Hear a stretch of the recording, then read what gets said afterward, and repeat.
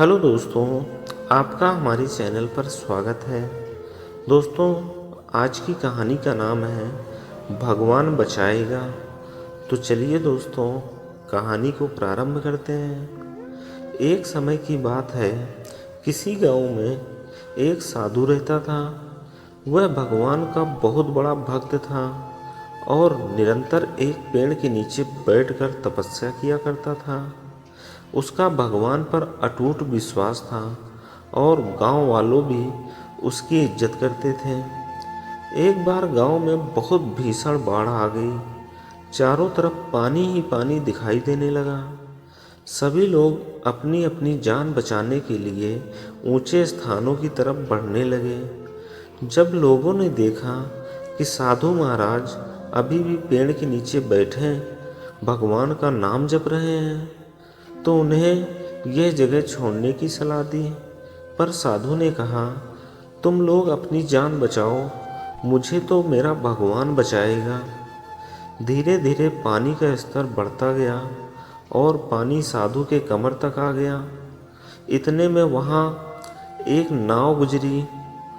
मल्लाह ने कहा, हे साधु महाराज, आप इस नाव में सवार हो जाइए, मैं आपको सुरक्षित स्थान तक पहुंचा दूंगा। नहीं, मुझे तुम्हारी मदद की आवश्यकता नहीं है, मुझे तो मेरा भगवान बचाएगा, साधु ने उत्तर दिया। नाव वाला चुपचाप वहां से चला गया। कुछ देर बाद बाढ़ और प्रचंड हो गई। साधु ने पेड़ पर चढ़ना उचित समझा और वहां बैठकर ईश्वर को याद करने लगा।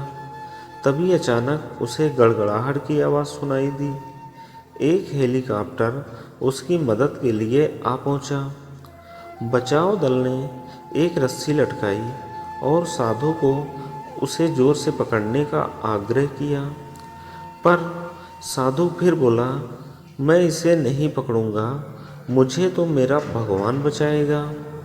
उसकी हट के आगे बचाव दल भी उसे लिए बगैर वहां से चले गए।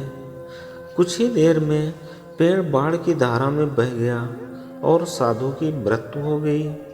मरने के बाद साधु महाराज स्वर्ग में पहुँचे और भगवान से बोले, हे प्रभु, मैंने तुम्हारी पूरी लगन के साथ आराधना की, तपस्या की, पर जब मैं पानी में डूबकर मर रहा था तब तुम मुझे बचाने नहीं आए, ऐसा क्यों प्रभु? भगवान बोले, हे साधु महात्मा, मैं तुम्हारी रक्षा करने के लिए एक नहीं बल्कि 3 बार आया। पहला ग्रामीणों के रूप में, दूसरा नाव वाले के रूप में और तीसरा हेलीकॉप्टर बचाव दल के रूप में, किंतु तुम मेरे इन अवसरों को पहचान नहीं पाए। तो दोस्तों, हमारी ज़िंदगी में भी कुछ अवसर ऐसे आते हैं जिन्हें हम लोगों को पहचानना बहुत ज़रूरी है। तो चलिए दोस्तों, कहानी को यहीं से समाप्त करते हैं। मिलते हैं आपसे नेक्स्ट वीडियो में। तब तक के लिए आपका बहुत बहुत धन्यवाद।